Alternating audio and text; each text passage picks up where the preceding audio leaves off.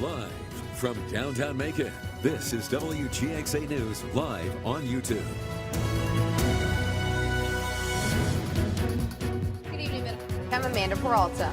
I'm Greg Lloyd. Thank you for watching WGXA News at 5:30.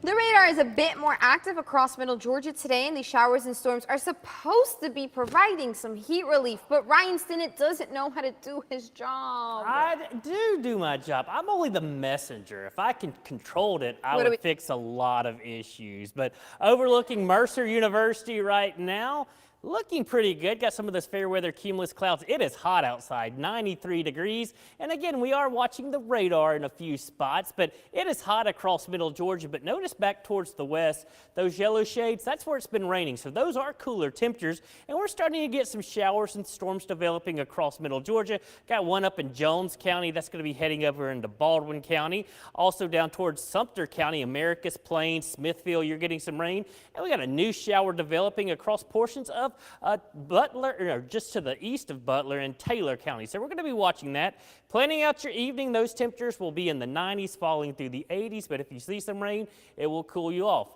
Coming up, hotter weather. I got that coming up in Maine weather. Don't forget to download the WGXA weather app. Ryan is back shortly with your full forecast. Today, one of the men linked to the mysterious death and disappearance of Tara Grinstead back in 2005 was back inside a courtroom today to challenge new charges against him in Ben Hill County. Dukes was previously convicted on charges related to her death in Wilcox County, but now his defense team is hoping to convince a judge that the statute of limitations has expired for the newest charges. Dukes' defense team says prosecutors did not bring new charges up in time, saying they could have acted on a tip back in 2005. But the prosecution argues they did not have the legal grounds to do so until 2017, and that because of COVID delays, extra time should be considered. The other man linked to the case, Ryan Duke, remotely tuned into the meeting today. He also faces 6 new charges in Ben Hill County, including concealing another person's death and tampering with evidence. Court proceedings will continue tomorrow. And a shot spotter alert on Mercer University Drive lands one man in jail. The deputies responded to a store where they were told a suspect was acting aggressively toward a female clerk. Deputies say the man left the store for a moment before returning and firing shots at the business. Investigators say someone inside the store may have returned fire in self-defense, hitting the suspect's vehicle. The suspect, whose name has not been released, was arrested on Forest Avenue and is facing multiple charges, including aggravated assault, simple battery, and felony firearm possession. And these 2 men are facing aggravated assault charges after a shooting at Enterprise Rent-A-Car on Claxton Dairy Road in Dublin. Police say 3 people were injured in the fight, and a 21-year-old William Doby was found at the scene, while Cheeks and another person went to the hospital for treatment. During the investigation, Danny Cheeks Jr. and William Doby were identified as the suspects and arrested. Investigators in Jones County say a woman hid her uncle's death and misused his money for several years before she was finally arrested yesterday. The body of 74-year-old Frederick Stevens was found by a passerby near Cheehaw Trail back in December of 2021. Now, investigators believe that his niece, DeFedra Stevens, hid his body after he died of natural causes. Now, they say she was his caretaker and continued to withdraw his Social Security checks after his death. She now faces concealing a death and abandonment of a body. Investigators are meeting with the DA, in fact, tomorrow to explore the possibility of even more charges. A former and state teacher could spend decades behind bars after a federal grand judge indicted him on 21 counts involving child pornography. 32-year-old Michael Dendy faces a number of charges, including receiving, possessing, sending, and producing child pornography. Dendy taught at Washington County High School when he was arrested earlier this year. If found guilty, he could receive anywhere from 5 to 30 years in prison on each charge. In Macon, Bibb, deputies are working to find out the person that held up a Macon convenience store. The robber pulled a gun at the Circle K convenience store on Pionona around 5 yesterday afternoon. He wore all dark-colored clothing and covered his face with a mask. If you can help with the investigation, please call Bibb deputies or Macon Regional Crime Stoppers. One new downtown restaurant will have to wait a little longer to receive its permanent liquor license. The Macon-Bibb City Attorney is investigating the Cotton Ranch and the restaurant group. It's part after the mayor brought up rumors of foul play with the operation. Our Gloria Ruth Finney took the mayor's complaints to those in charge at the Cotton Ranch. They've been operating, selling alcohol without having an alcohol license there by using another business's license. And I've had several people complain about it. At a commission meeting yesterday, Mayor Lester Miller says he's been hearing claims like this concerning the Cotton Ranch and its owner. The restaurant was up to have its permanent liquor license approved. Now that license is tabled. We brought you a story back in April about the Phoenix Group and its owner Todd Miles bringing 5 new businesses to downtown Macon. So far, only the Brick House and the Cotton Ranch have opened their doors. After talking to Miles today, I went over to the Cotton Ranch to speak with manager Eve Wise and executive chef Michael Galloway. As far as I am aware, they've been doing everything as by the book as that he knows how to do.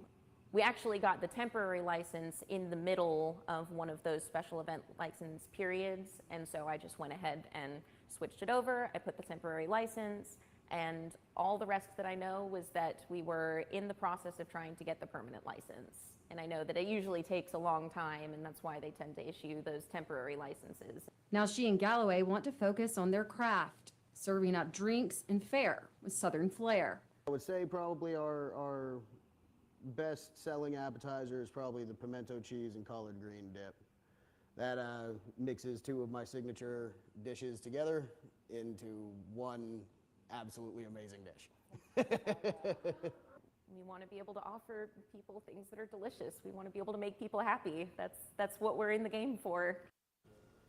The liquor license decision will be back for approval the first week of August. The county attorney was advised to look further into the claims against Miles and his restaurants. Miles says those claims of employees not being paid are false. However, he did say a former employee in charge of payroll at the Brick House did make some major mistakes, actually overpaying employees. Monroe County Commissioners vote to buy 106 additional water meters as a part of the ongoing Juliet Water Project. Right now, 139 customers await new water meter installations, and the county was 106 short of those meters that prevent backflow. It's all part of the 3-year plan to ensure the city's drinking water is safe after allegations of coal ash contamination from Plant Scherer. And even better news for those in Monroe County, the county is not planning on any new tax increases. That's in the 2024 budget proposal County Manager Jim Hedges presented to commissioners this week. The budget predicts a $1.4 million loss in property taxes thanks to a closure of a cell at Plant Scherer. Instead of raising taxes, Hedges suggests using $3.5 million in the county's unassigned reserve funds. The proposal also allows funding the 34 county employee vacancies, including 16 with the sheriff's office. We have more on the proposed budget on WGXA.tv. And a South Bibb could soon see a new neighborhood in the area after the Planning and Zoning Commission approved a request to convert almost 80 acres off of Jennifer Drive. The Rocky Creek Estate plans will move forward despite concerns about traffic, flooding, and wildlife such as snakes and alligators. The developers plan to build 248 single-family homes and 98 townhouse units on that property. And the former Chuck E. Cheese location on Mercer University Drive will see new life after the Planning and Zoning Commission approved an auto repair shop to take its place. The Gerber Collision Auto Body and Glass Shop will employ 15 to 18 workers and pay salaries between $90,000 and $300,000. A new report from the U.S. Chamber of Commerce takes an in-depth look into the reasons for the worker shortage and possible solutions to bring people back to the workforce. Angela Brown explains why nearly 10 million jobs are still open. Roughly 10 million jobs open, roughly 6 million workers in the mix, not enough workers to go around. This problem has been persistent for months now. Today we're looking at one solution and what the future may bring. The U.S. Chamber of Commerce releasing this report about the worker shortage. This map right here, very telling. The states in navy blue have the most severe worker shortages, over 12 states. For example, Wisconsin has 45 workers for every 100 jobs. Maryland, 44 workers for every 100 jobs. What we know is that nearly every industry is suffering from not being able to fill all of their open jobs. And this is ranging from food services up to financial activities. More than 50 million workers quit their jobs in 2022. As for the labor market shrink, early retirements, increased savings, less immigration are also major factors. Right now, more than 1.9 million people are still missing from the labor force since the pandemic started, and many may never come back. One solution, bringing in workers often overlooked. Talent pools like individuals who are disabled or maybe neurodiverse, those that have been previously incarcerated, and military spouses. There are workers out there, and we just need to attract them. The talent pool is shrinking overall. Federal data revealing the job participation rate will continue to fall in the next 7 years. One reason, the aging population. So the labor shortages we see now could get worse in the future. In Washington, D.C., I'm Angela Brown. Quick check on the tropics. Still watching that one area of low pressure of unsettled weather out in the central Atlantic. Again, it's looking more and more impressive over the next 2 to 7 days. It has a 60% chance of development. If it does develop, it'll lift off towards the north and then get picked up by the westerlies. Will not be a problem for the U.S., but it's just something we're watching. If it does develop, it would be Dawn, our fourth named system of the year. The story across much of the U.S. heading into the weekend is going to be the dangerous heat levels. Now, us in Middle Georgia, we're going to be in decent shape. It's going to be hot this weekend, but we're going to be on the edge of this ridge, and that's going to allow for clusters of thunderstorms to roll through. So that will help really alleviate some of those high temperatures. But again, it is baking off towards our west. Excessive heat warnings, heat advisories in effect. And we noticed yesterday the heat advisory stopped at the Mississippi River. Now they include much of Mississippi, and I think as we head through the next several days, these will continue to expand off towards the east. And by next week, I would not be surprised maybe we get some heat advisories here in Middle Georgia, as actual air temperatures will be near that century mark. Rain chances are pretty high the next couple of days, so that is certainly some good news. Expect scattered to maybe widespread rain and storms Friday and Saturday. Now, it's not going to rain all day long. It's going to be mainly during the afternoon and evening hours. And again, around that ridge, we'll be watching some of those clusters of storms that can roll through. If those occur, expect some gusty winds with those. Relatively dry by Monday and Tuesday with only isolated showers and storms, and then the rest of next week looks pretty routine. But it doesn't matter. It feels miserable outside. Upper 70s as far as those dew points. That's air you can wear, and you're going to be feeling that for the foreseeable future across much of Middle Georgia. Good news is that does provide fuel for showers and thunderstorms, but unfortunately, it also makes those temperatures feel even hotter. As of right now, heat index values over 100 the next 5 days. This will update multiple times, and if it approaches the 105 danger range for at least 2 days in a row, we could certainly see some heat advisories, maybe as early as Saturday or Sunday, but I really think next week is when we'll be talking about the heat. A few pop-up showers and storms across Middle Georgia this evening. Those will wind down the next couple of hours. It'll be a relatively quiet night. More showers and storms possible tomorrow. Mid-90s tomorrow, Saturday and Sunday. Trending hotter by the time we get to Monday. Your eyes do not deceive you. Your actual air temperatures are forecast to be in the upper 90s. It will feel even hotter. And your Harrison's Body Shop Fishing Game forecast has multiple peaks in the good range. 12:20 a.m. and again tomorrow at noon, followed by 7 p.m. Part of Byron's historical district is getting a transformation this weekend. Work has already started at the quaint Jailhouse Park with a mural. It's all part of Byron's Art in the Park event, and it's all for a big cause. Carlos Stevens joins us live now to tell us more. Carlos? Guys, local artist Fernine Hill painted this butterfly mural behind me, and she said there's a much deeper message behind it, and part of that message includes love. Fernine Hill has been an artist since the age of 4. It all started from her grandmother, and now she's carrying on that tradition to help others. She took a break from her paintbrush, but grief pushed her to pick up the brush again. Fernine lost her daughter to suicide in 2019. It left the family emotionally scarred. During that time, she looked into art therapy. It helped her cope with what was happening at the time. And with the loss of her daughter, Hill says learning that you can communicate peace and healing through art to help mental health is something she wants to spread to other communities. Utilizing visual arts on large scales in public spaces that you can communicate from children all the way up to adults, including those with special needs.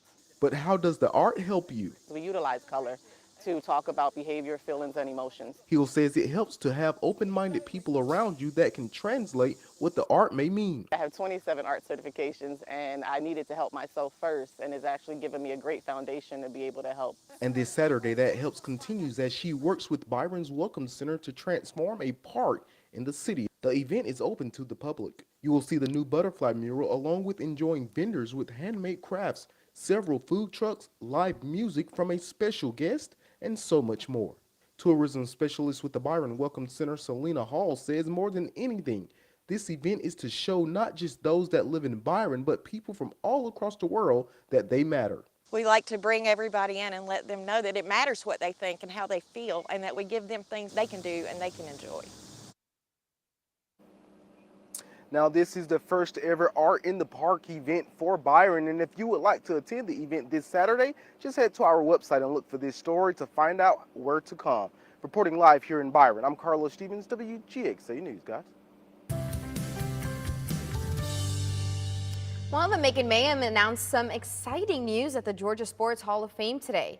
Macon Mayhem introduced a new majority owner, Scott Gooch, who outlined his plans for the team's future on and off the ice. One of his plans is to bring youth hockey to Macon and develop young talent, as well as working with local museums and STEM programs to incorporate education. They're also looking at fun ways to get the community involved at games with theme nights like Nickelodeon and a dinosaurs race on ice. They're hoping fans will rally behind them and get invested in the games. And summertime can be a typical downturn for businesses as people travel, so Newtown Macon created an event for today to try and sizzle some business up for some of our local favorite restaurants. Our Brianna Cook brings us an inside look at Macon's French fry battle. French fries are making their mark around downtown Macon for National Fry Day, and today is French Fry Fight. It's a competition of who has the best fries among the participating restaurants. Emily Hopkins, director of Place and Main Street Macon Managers, says they created the event to bring more people to town. We wanted to have a way to attract people downtown and offer something new and different that would get the community excited about all the wonderful locally owned and operated businesses we have in downtown Macon. 20 different restaurants are competing for the most votes in order to win the Super Spud Trophy and bragging rights. And behind every fry is a story. Andrew Turner is the general manager at Biddy's. He says their special fries today originate from another dish. Calling them the Maui Wowie fries, they're a play on what was actually a pizza me and my business partner used to love a lot. And it was from Mellow Mushroom, but it was jerk chicken, pineapple, bacon, cheese, and ranch, and it was just phenomenal on pizza. We wanted to give it a shot on fries, and it worked really well, so we committed to it. Some of the fry options offered at the various restaurants include a southern boil fry, steak fries, and oxtail fries. Tangi Myers is the general manager of H&H Soul Food. She says they are rooting for everyone. Good luck. Yes, I wish everyone the best in the fry war. We all deserve it. We all do a wonderful job with our business, and just keep on going. Joseph Green says he heard about his favorite dish being on fries and just had to come try them. Well, actually, I heard about the oxtail, so I'm an oxtail fan, so that's why I came. And then the combination with the fries and the oxtail, that was something new, but I like it. Good afternoon, everyone. I'm Gary Thigpen, and we're here again today at the Bibb County Animal Services in Macon-Bibb. I'm joined again today with Tracy, and we have someone today that is full of energy, very energetic. He is Jack, and Tracy's going to give you more info about Jack. So, Jack is a handful. He is so He much is. fun. So playful, though. Yes, very playful, energetic, lots of love. So Jack is about 9 months old. He's already neutered. He's heartworm negative. And so he is like ready to go out the door today. He isn't energetic, but he'll calm down once he has the yard to run around in for a little while and wear him out. So you can see he would be good with kids, get out, throw the Frisbee or the football or something with. So Tracy, if someone would like to adopt Jack and give him a really good home and with a yard he could get out and run around and play in, how would they do that? They would just contact us at 478-621-6774. You calm down for a minute and speak to Elvin. He is our adoption coordinator, and he'll get you in and let you meet Mr. Jack here and see if he's a good fit for your family. Now, not only that, Tracy's going to tell us about a big event coming up this Saturday, this weekend at Tractor Supply Company. So we will be at Tractor Supply on Eisenhower from 11 to 3, and Mr. Jack will actually be there because he's already neutered and ready to go. All right, so you want to come out and see Jack? He will be, again, Tractor Supply Company this Saturday, 11 to 3. Thank you so much for showing us Jack and giving us those details, Tracy. We appreciate it. No problem. Thank you. Chipotle is testing a robot to help make guacamole. It's called Avocado. And here's how it works. You load up about 25 pounds of avocados in the machine, and one by one, it slices the fruit open, takes off the skin, removes the core, and places the flesh in a bowl. That's when an actual person takes over, adding the other ingredients and hand mashing it to make guacamole. The avocado could put guac prep in half, and that's a big deal when you consider Chipotle uses 100 million pounds of avocados each year. Chipotle is also testing Chippy, a robot that helps make tortilla chips. I think this is great. I love Chipotle. It's my favorite fast food, but sometimes their lines are crazy long. And now maybe you won't have to wait as long for guacamole at least. I know, they're making it faster, at least part of it. Exactly. Yeah. I think this is great. The Yeah. avocado. Are you a big avocado fan? Or No, I hate guacamole? avocados. But I also really hate the lines at Chipotle. Just saying. Oh my gosh, that's funny. All right, so that's going to do it for 5:30, but we hope you'll like and subscribe. We invite you to join us at 6 on ABC 16. Stay cool this evening, Middle Georgia, and don't forget to like and subscribe. Quit making